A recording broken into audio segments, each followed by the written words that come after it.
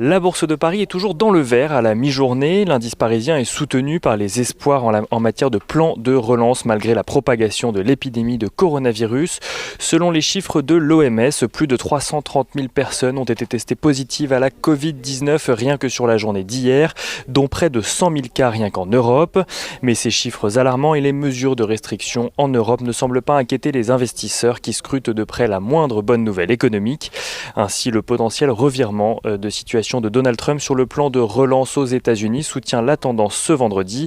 Après avoir déclaré mardi que ses représentants ne négocieraient plus le plan de relance global, Donald Trump aurait confié à Steve Mnuchin qu'il était finalement ouvert à un plan de relance global budgétaire.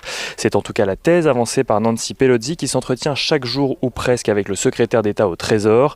Celle-ci a d'ailleurs déclaré, alors que les négociations portent justement sur ce sujet, qu'elle ne souhaitait pas d'un simple plan de relance pour le secteur aérien, mais qu'elle souhaitait des garanties pour pouvoir aller plus loin et aboutir à un plan plus complet pour relancer l'économie américaine.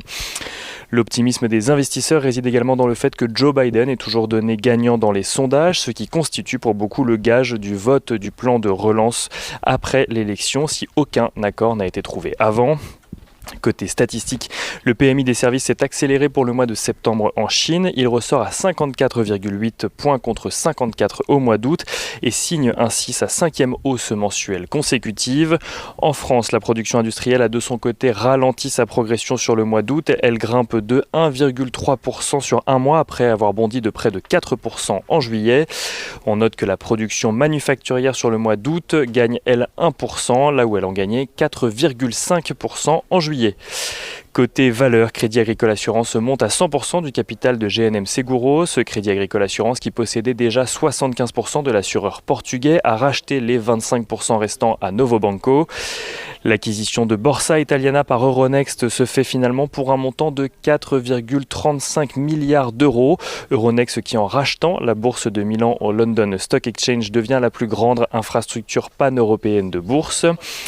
Société Générale entame de son côté le suivi de Klépierre et recommande l'achat sur le titre. Crédit Suisse passe de son côté de neutre à surperformance sur Amundi.